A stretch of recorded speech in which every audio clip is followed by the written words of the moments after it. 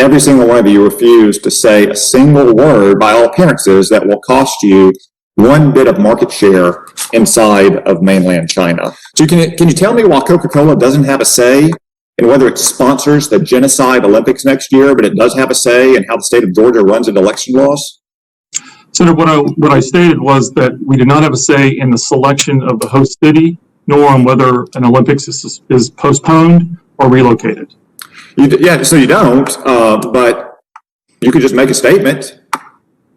Your CEO could saddle up the same moral high horse that he got on when Georgia passed its election law and write a letter to the IOC and ask them to. Anybody can do that. That was Senator Tom Cotton of Arkansas grilling Coca-Cola's vice president on his company's refusal to condemn or even acknowledge China's active genocide of Muslim Uyghurs. Yeah, no, I've heard your talking points, and I'm tired of hearing them, Mr. Lawley. I'm asking you a simple question.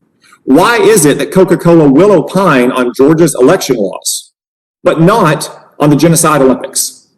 As I stated, Georgia is our home. It's where many of our employees live and work, and we are most engaged on public policy issues here in the U.S. I think the answer is you're afraid of the Chinese Communist Party. You're afraid of what they will do to your company if you say a single word, like, for instance, saying that both the Biden and the Trump administration are correct when they say that China is committing a genocide against... Hey, what's up, everybody? I'm Jackson White, co-founder and chief of content at Politiscope, and thanks for once again tuning in to TYT. Now, the most important highlight of this story is the revelation of the fact that money, power, and morals don't always align.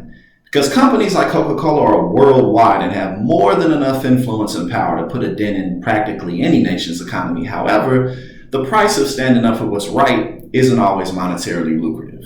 China's global dominance makes criticism against it a huge financial risk that most corporations simply aren't willing to take. China's economic rise from the 70s to now is a feat the world has never seen before. Quickly becoming the world's manufacturer, much of that cheap labor was supplemented with technological aid.